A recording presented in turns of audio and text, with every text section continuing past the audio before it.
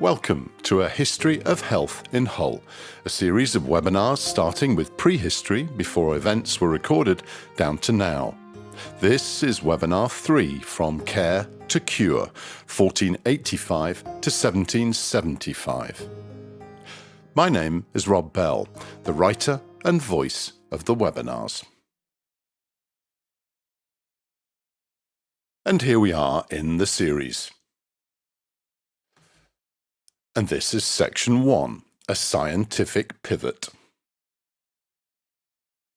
Just to situate ourselves, here's topography and market access. As we'll see, trade grows and so too traffic through a town or port city, and from that population and itinerants, the rivers, can be the vectors of disease.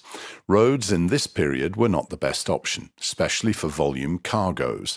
20% of English rivers drain into the Humber, and many rivers' upper reaches were drained to enable greater distances.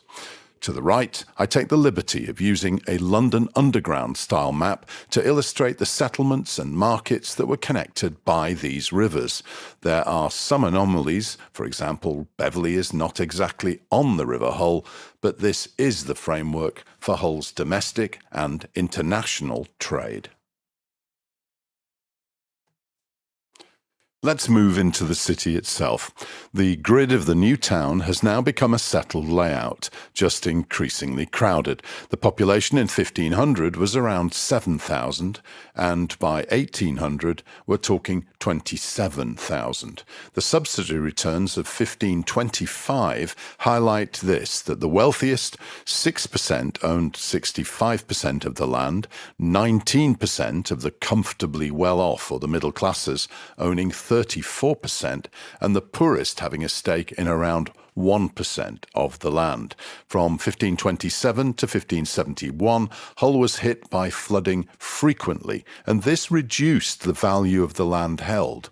And as a port city during this period, these are the ports that Hull ships were working with. There's a clear trend here. Hull trade was predominantly with the Baltics, the Lowlands, and Germany. A similar footprint to the Hanseatic League, which opens up from the late 13th century. Now here's an interesting perspective on English towns in this era from Erasmus. Born in 1469, he died in 1536, and he was the greatest scholar of the Northern Renaissance. In his view, English houses were made of wood, mud, and horse dung. Unfortunately, this was where rats, lice, and fleas flourished in the rushes on clay floors. And streets were full of spittle, vomit, and the urine of dogs, beer that has been thrown out, the remnants of fishes, and filth unnameable. So perhaps it was no surprise at all that plagues and Hull were pretty coterminous.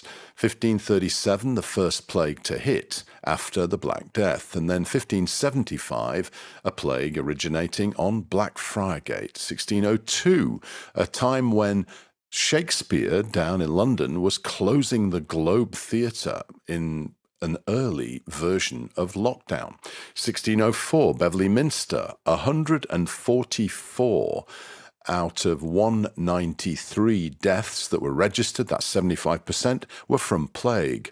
In 1620, Hull Fair was cancelled. 1635, the Hull gates were closed in July because of the locals who were fleeing. In 1637, 40 days of plague, and on into 1638. In fact, 1650 to 1750, burials exceeded births every year in England. We've left the medieval age, a world of medicine still defined by faith and fear of God. Astrology, reading the hand, and other signs predicting futures was considered pagan. The 4 humours were the thing. There were signs of change. The wound man starts to link injury to remedy. You can see him in the middle. Then urine starts to be used for diagnosis.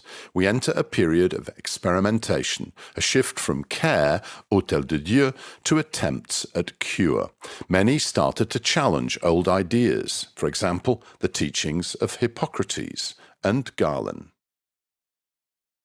Here's the work of Leonardo da Vinci, born in 1452 and died in 1519. His anatomical sketches offer insights into the mechanics of the human body.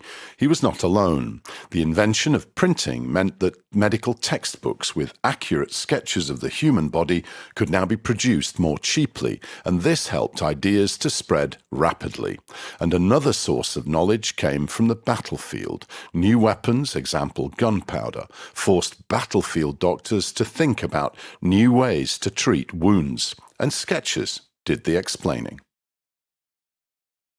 In this webinar, we will meet several figures who advanced medical science. Here, a summary to give us a sense of a timeline for these discoveries.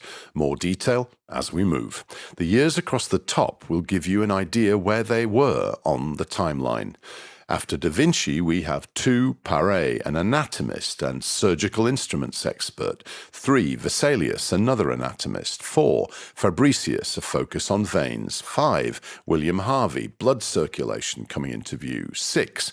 Thomas Sydenham, the English Hippocrates. 7. James Lind, and very important to Hull because of his focus on scurvy, the mariner's disease. And then 8. John Hunter, a surgeon of note. As I said, more detail as we go. Amidst all these plagues and scientific developments, we're seeing perceptions on the poor shifting. Another pivot.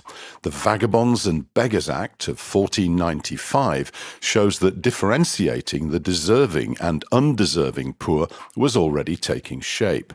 Sturdy beggars, the able-bodied, were to be put in the stocks for 3 days and sent back to their home hundred.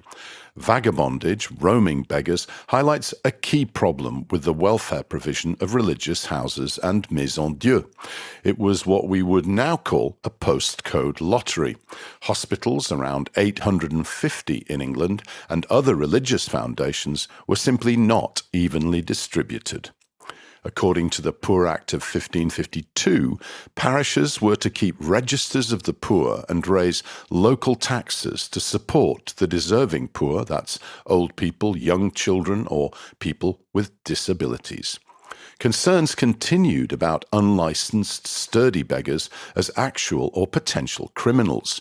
Under the 1555 Poor Act, licensed beggars were badged so they could be recognized, having to wear openly upon him, both on the breast and back of the outermost garment, some notable badge or token. Section 2. Theory and Praxis. Now, the whole theory and praxis debate opens up. Praxis meaning a way of doing something, the use of theory, or a belief in a practical way. In terms of context, we move on to the Tudor period. First up, Henry VII, known for successfully ending the War of the Roses between the houses of Lancaster and York, and for founding the Tudor dynasty itself. Then Henry VIII. No English king has been more liked or hated. As Luther said of him, Junker Heinz will be God, and does whatever he lusts. And for Charles Dickens, he was an intolerable ruffian, a blot of blood and grease upon the history of England. Talking Greece, he did have an issue with food. Aged 18 in 1509, he was 6 foot 2 inches with a 32-inch waist and weighed 15 stone. Aged 55, he was 6 foot 2, 52-inch waist and 29 stone. To review the menu at one of his feasts is to read the case notes of a patient with serious obesity issues. And he didn't get on with Hull's Delapoles. As we've seen, this Hull family had a spectacular rise. Fast forward to Henry VII, the Delapole estates, including the Maison Dieu, were forfeited to the crown for treason. Suffolk Palace, their Lowgate mansion, was renamed the King's Place. Then, under Henry VIII, the Delapoles were excluded from the general pardon when he became king in 1509. Until he had a male heir, the Delapoles remained a dynastic threat. Edmund was beheaded on the 30th of April 1513, and Henry VIII granted the manor of Myton with the patronage of the Maison Dieu to Sir William Sidney in 1514. In 1525, Richard de la Pole, the last White Rose, was killed fighting for the French against Charles V's imperial army at Pavia in Italy. Henry VIII greeted the news with the words, "All the enemies of England are now gone." Ouch. Not quite all. The brother William de la Pole lingered in the Tower of London, dying in 1539 after 37 years of imprisonment. Here's Suffolk Place, on the site of what became the post office in the centre of Hull and is today a Wetherspoons pub. The Henrician Reformation did have an impact locally. England's population had doubled during the 16th century, but the dissolution of the monasteries dismantled major sources of welfare. Many suffering and disabled people lost their only means of support. But the wider context is worth noting. Luther and John Calvin abolished the distinction between secular and sacred callings. This broadened the idea of vocation into secular professions, especially everything related to medicine. Luther became influential in changing how the public viewed physicians by emphasizing that most diseases could be traced to natural explanations and were not always caused by black magic and Satan. Reformed Christianity helped to shape the ethics of the medical calling, ethical conduct, promoting personal integrity, truthfulness, and honesty. More detail on causation was encouraged. No room for quacks. But to borrow words from Hebrews 11, I do not have time to tell. Resistance to the Henrician Reformation built momentum.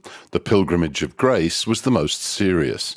Under the banner of the Wounds of Christ, it aimed to restore papal supremacy and the monasteries and suppress heretics and heretical or Lutheran books imported into Hull from Germany and the Low Countries. Hull Charterhouse did not resist the king, but others did. The Reformation changed the ritual lives of Charterhouse residents. They no longer had to pray for the dead in purgatory. Instead, the master was to conduct services and readings from the Book of Common Prayer and instruct residents in the Catechism. In Hull, several of the medieval Maison Dieu survived the Reformation. Local benefactors also founded new hospitals, Harrison's on Chapel Lane, which is now the site of Hull Lighting, Brotherick's on Poston Gate, G's from around 1595 on Chapel Lane, and Ratcliffe's on Salthouse Lane.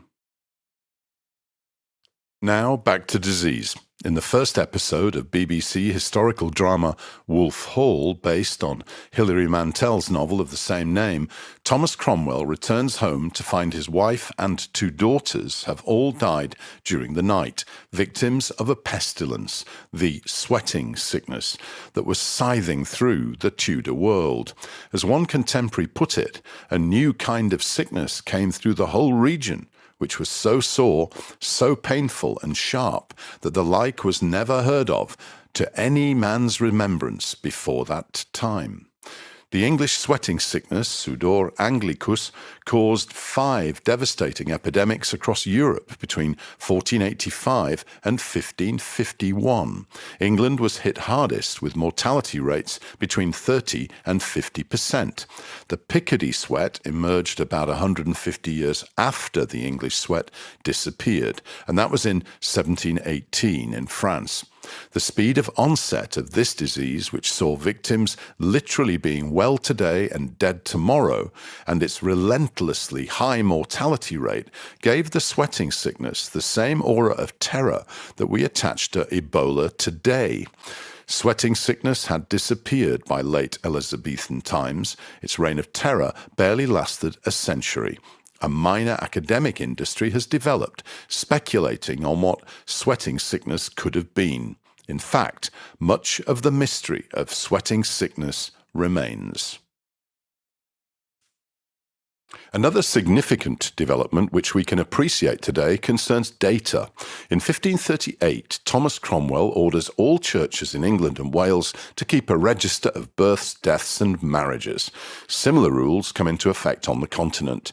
These parish registers dominate our understanding of the pre-industrial demographic world. Loads of fascinating scholarship on this, for example Wrigley and Schofield back in 1981, and many more. Thomas Cromwell, briefly Earl of Essex, was an English lawyer and statesman who served as chief minister to King Henry VIII from 1534 to 1540, when he was beheaded on orders of the king, who later blamed false charges for the execution. Meanwhile, on our medical knowledge timeline from Flanders, Andreas van Wessel, Vesalius in Latin, born 1514, died 1564. He was an anatomist, physician, and author of one of the most influential books on human anatomy, De Humani Corporis Fabrica Libri Septem, a major advance over the long dominant work of Galen. Vesalius is often referred to as the founder of modern human anatomy, among the first to dissect cadavers and accurately depict human anatomy. He studied in Louvain and Paris, but spent much of his career in Italy, lecturing in Padua, Pisa, and Bologna. A picture sequence tells 1,000 stories. On the left, Elizabeth as a princess, her famed clear skin in evidence. Then, in the middle, Elizabeth I and the Armada portrait of 1588, attributed to George Gower, after the victory over the Spanish Armada.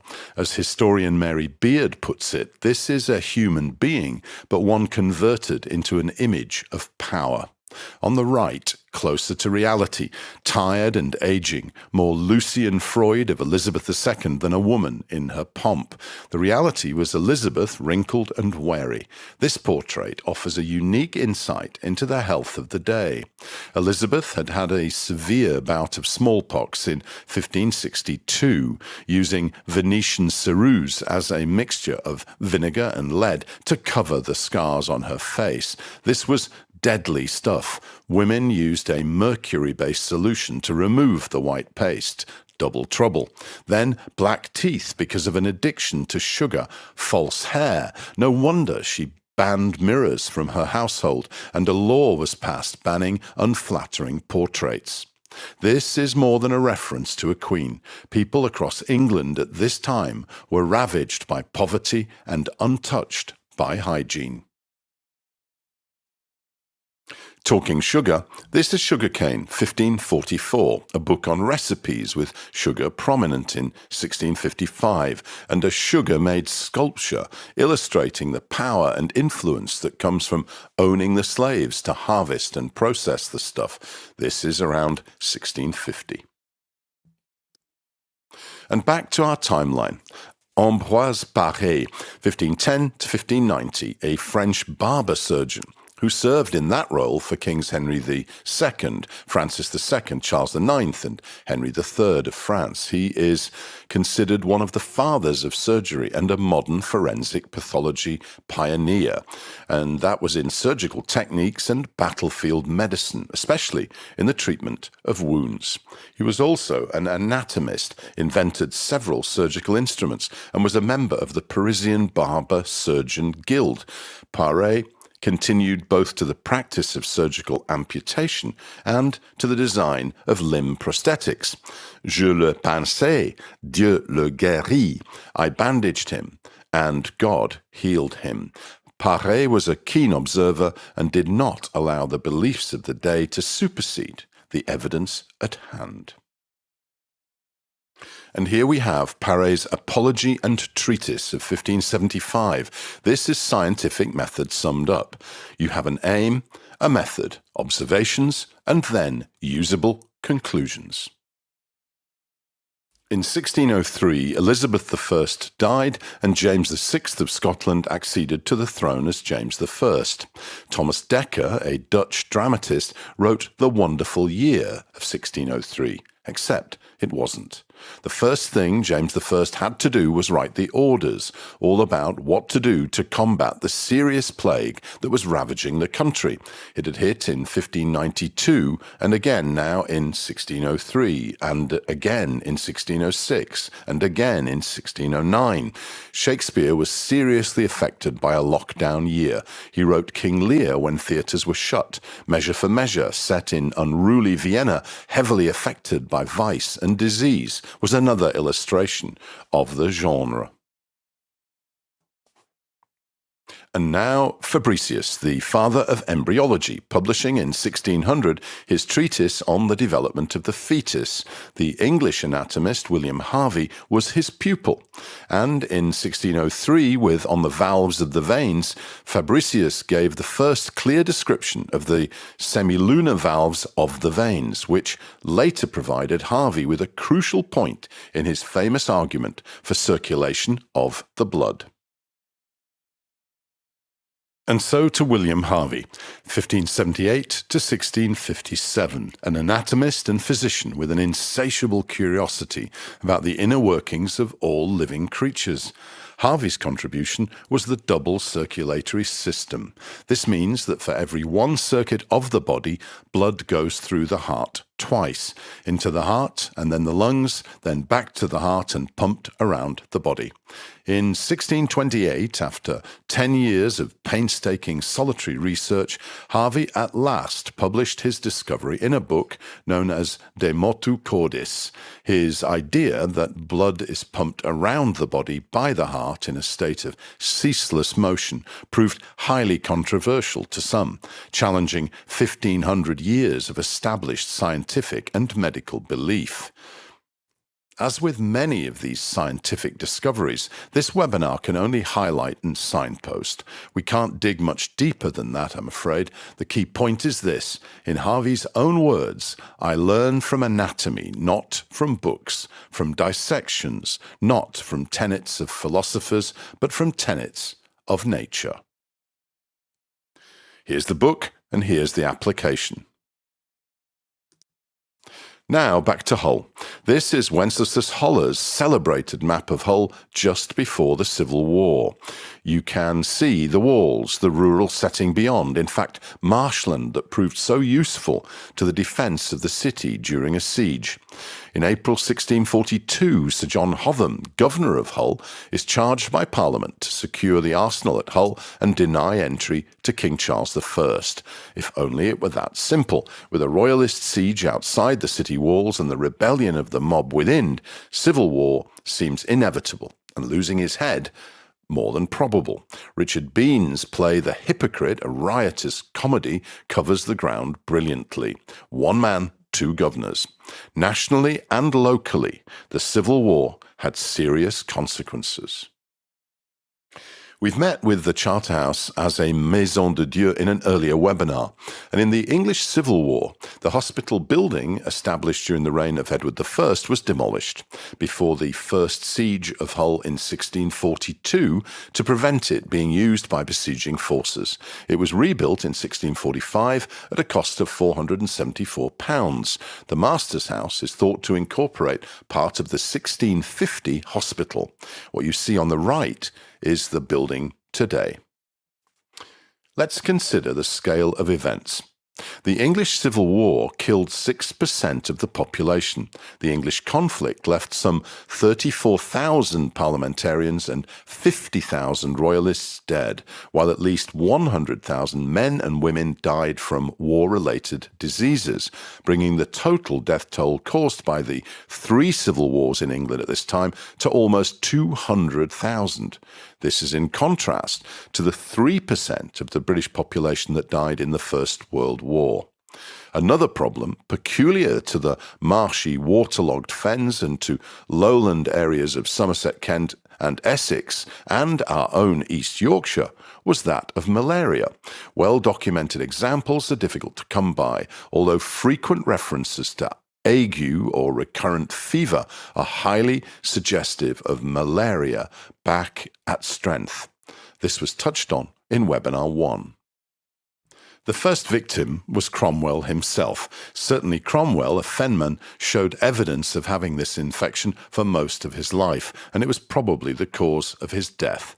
Thomas Sydenham, the leading 17th century English physician, wrote in Medical Observations in 1676 that anyone dwelling in the locality of marshes and lakes became impressed with a certain miasma which produces a quartain ague. Then Hull's own Andrew Marvell. Dr. Stuart Mottram of the University of Hull covers this in detail. The key point is that Marvell, the famed poet and MP for Hull, died with malaria because of the drug he took. It was the drug itself, the mithridate, that killed him. Taking mithridate could cause strokes, and that could be fatal. Literally days after his death, letters were written saying he died of an apoplexy. Here's the controversy. Marvell died of malaria because he wasn't given quinine, a treatment still used today. Even during Marvell's lifetime, some English doctors had learned that quinine was a better treatment than mithridate for the fevers caused by malaria. But the drug was viewed with suspicion by Protestants because it came from Latin America, which was ruled by Catholic Spain. Quinine, or Peruvian bark, as a drug, writes Mottram, was associated with Catholics and Jesuits, and therefore it had a bad reputation in Protestant England. 'Tis a great read. The Civil War had been a killer on an unprecedented scale. Puritan rule, a tough time. Now, the plague of 1665, 100,000 deaths in London, 15% of the population. Samuel Pepys wrote in his diary, "The plague is making us cruel as dogs to one another." Hull's plague of this period came in 1635 and remained until 1638. This is the Osborne map of 1668, which starts to illustrate a movement beyond the confining city walls. And here's a nursery rhyme that did the rounds of the school playgrounds until recently. It is said that Ring a Ring a Rosies appears around the time of the Great Plague. The roses are red blotches on the skin. The posies are the sweet-smelling flowers people carried to ward off the plague. And a tissue refers to the sneezing fits associated with the plague. Mind you, there's quite a bit of debate about the veracity of this claim. In fact, it has been said that the explanation to a more modern rhyme does not really appear until the mid-20th century. Enough said. Plagues were a big deal and came in waves from the 14th century on. And now we move to section 3, from care to cure. Daniel Defoe's 3-volume travel book, Tour Through the Whole Island of Great Britain, includes a favourable review of a visit to Hull. Daniel Defoe, the man behind Robinson Crusoe, actually visited Hull in the year 1726. The Buck map of 1745 emphasises the point. He starts by comparing Hull to the European ports of Hamburg, Rotterdam and Danzig, now known as Gdansk. The place is indeed not so large as those, but in proportion to the dimensions of it, I believe there is more business done in Hull than in any of the great towns of Europe. He goes on to describe the goods and trade passing through Hull en route to the continent, from wool, cheese and corn to lead and butter. Coming in the opposite direction is everything from wine and fruit to linen and oil. They supply all these countries in return with foreign goods of all kinds, for which they trade to all parts of the known world, nor have the merchants of any port in Britain a fairer credit or fairer character than the merchants of Hull, as well for the justice of their dealings as the greatness of their substance or funds for trade. Given all this trade and the busy staithes, which by the way is a local word for quayside, Hull needed to be cleaned up. In 1744 and 5, bills were approved in Parliament for road repairs, 1755 street repairs, 1761 cleaning streets and scavengers, and then as the port became congested, the northern wall was opened up in 1778 and the dock, using the same bricks, was built. Back to our discovery timeline and James Lind, 1716 to 1794. Hull, a port city, was full of mariners passing through, and a typical disease of the mariner was scurvy. The illness was observed but unnamed in the ancient writings of Hippocrates and Pliny. Far more sailors died of scurvy than from warfare, storms, or other diseases. James Lind was not the only person associated with the use of citrus fruits as a preventative cure. The difference was that Lind introduced what we would now call a randomized medical trial and a 400-page treatise on scurvy published, as you can see here, in 1753. The controlled therapeutic trial of 1747 showed the striking benefits of oranges and lemons, finally persuading the Admiralty in 1795 to order that every sailor in the Navy be given 3/4 of an ounce of lemon juice daily. Evidence of scurvy remained. The tragic tale of Hull's own ship, Diana, is an illustration. After being gripped by the ice in Baffin Bay, the ship was taken south with the ice floe. The crew ran out of fuel and rations and suffered terribly. They eventually became free from the ice on March 17, 1867, 13 months since they had set out from Hull. The badly damaged ship staggered back to Hull and arrived in Humber Dock in April. 13 men had been lost to scurvy and malnutrition, including the captain, John Gravel. The event had a great effect on the people of Hull at that time. In the 18th century, the British Isles was awash with spirits. We'd become a nation of tipplers. The nobility drank brandy, the emerging middle classes a new spirit called rum, and the working class drank British gin, loads of it. Alcoholism made a serious contribution to the death registers, which, during the second quarter of the century, exceeded the number of births. Fielding was one of a number of prominent campaigners whose efforts resulted in the Gin Act of 1751, which helped to curb the epidemic. Hogarth created Beer Street and Gin Lane in order to add some punchy visual rhetoric to the same campaign. And another discoverer on our timeline, Thomas Sydenham, 1624 to 1689. Friend of John Locke and regarded as the English Hippocrates, he led the wave amongst British physicians on observation and experiment. He wrote Observations Medicae in 1676, and he made a bold statement on medical practice of the day. The arrival of a good clown, he wrote, exercises a more beneficial influence upon the health of a town than of 20 asses laden with drugs. Now for the big one. The poet Dryden described it as a foul disease, the very filthiness of Pandora's box, responsible for foul scars and pits in the skin. English historian Thomas Babington Macaulay concluded that it was the most terrible of all the ministers of death, the killer disease, smallpox. On average, 3 out of every 10 people who got it died. People who survived usually had scars which were sometimes severe. We've seen that with Elizabeth I. Unlike chickenpox, smallpox affected the palms of the hands and soles of the feet, which made touching anything unbearably painful. If there was no one to look after you, you were likely to die of starvation or dehydration. If that wasn't bad enough, smallpox brought other complications in its wake: bronchial infections, ear infections, gangrene, and even paralysis. No wonder the disease was so feared.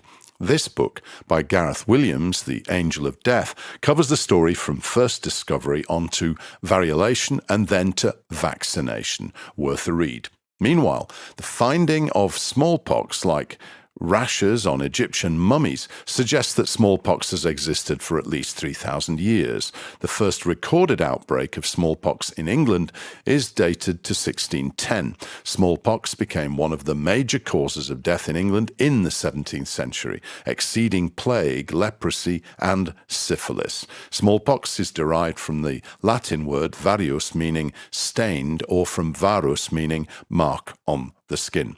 The term smallpox, pock meaning sack, was first used in England at the end of the 15th century to distinguish the disease from syphilis, which was then known as the Great Pox.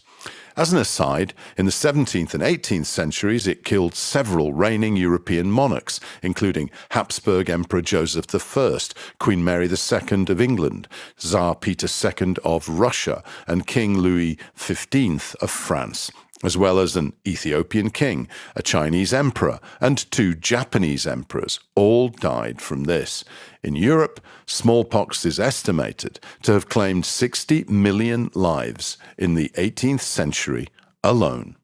As we've seen, we can trace the origin back to ancient Egypt, and smallpox is caused by the variola virus. The virus can spread. You can catch smallpox by being around someone who has it. Before the invention of vaccination, variolation was the only preventative against smallpox available. This pamphlet in 1721 is one of many English publications on the subject. Again, in 1721, a smallpox epidemic led Lady Mary Wortley Montagu, an aristocrat and writer, to have her daughter Mary engrafted. Montagu had first encountered the procedure in Turkey some years earlier. During variolation, people who had never had smallpox were exposed to material from smallpox sores by scratching the material into their arm or inhaling it through the nose. Then there was a trial in the Newgate prison. One of the participants, Elizabeth Harrison, originally sentenced to death for the theft of 62 guineas, survived the trial, which was deemed a success. The basis for vaccination began in 1796, when the English doctor Edward Jenner noticed that milkmaids who had cowpox were protected from smallpox. We'll cover this in the next webinar. Now, to observe with the naked eye is one thing. We needed to look closer, and in 1677, a clockmaker from Holland, Antony van Leeuwenhoek, made a very basic microscope. He found little creatures moving around, and this was a major contribution to medical science of the day. Another important contributor. In an era of bloodletting and imbalances of the 4 humours, John Hunter, 1728-1793, challenged tradition and defined surgical scholarship. He introduced the modern approach to surgery. Begin with a thorough understanding of anatomy and physiology, meticulously observe the symptoms of disease in a living patient, and post-mortem findings of those that died of it. Then, on the basis of the comparison, propose an improvement in treatment, test it in animal experiments, and try the procedure on humans. Edward Jenner, by the way, the discoverer of variolation, was his favourite and most famous student. As we've seen, there's a lot going on in the 18th century with shifts in the understanding of causes from the humours to miasmas. We've seen that Paré and Hunter are building the scientific methodology to challenge orthodox thinking. We now have a microscope to make the journey from seeing what is there to being able to investigate cause. In parallel, the roles of practitioners were starting to formalise. To illustrate this point, a study of London-based practitioners in 1670 and then 1780 is helpful. Apothecaries were 23% of practitioners in 1670 to become 47% by 1780. Physicians were 65% in 1670 to settle at 40% by 1780, and surgeons are at 13%. What does this mean? Apothecaries are taking up some of the advisory role of physicians. They're even trying their hand at minor surgery. This is the path towards the general practitioner. We'll see more of this in the next session, but the trend is moving. These 2 paintings illustrate the point. The man taking the woman's pulse in the Casals painting on the left is probably a physician, and the one looking on appears to be the pharmacist.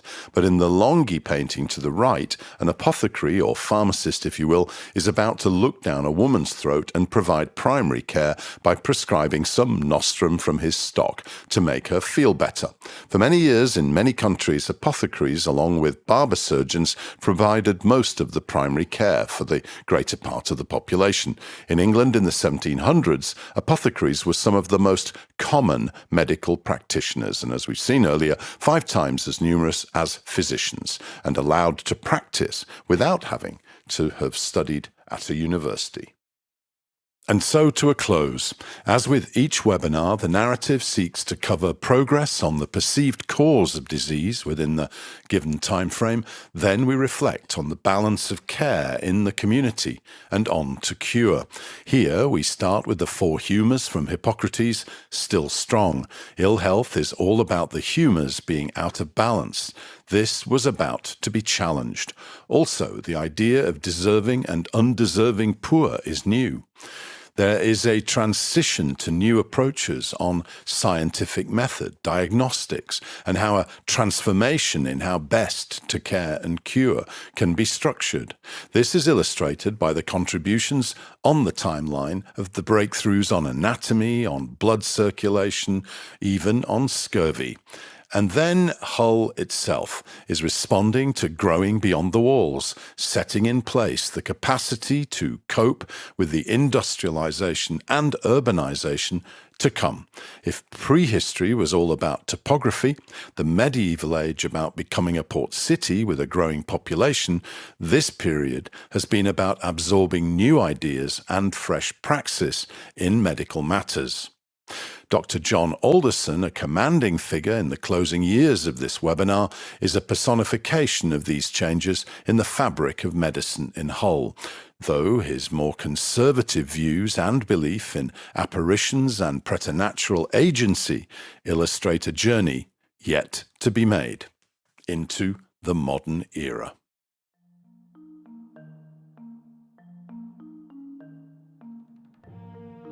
Enough said. You have been listening to Rob Bell and a History of Health in Hull. Do please visit the Rob J. Bell webinar site, and I'd appreciate it if you could subscribe and like. Thanks for listening.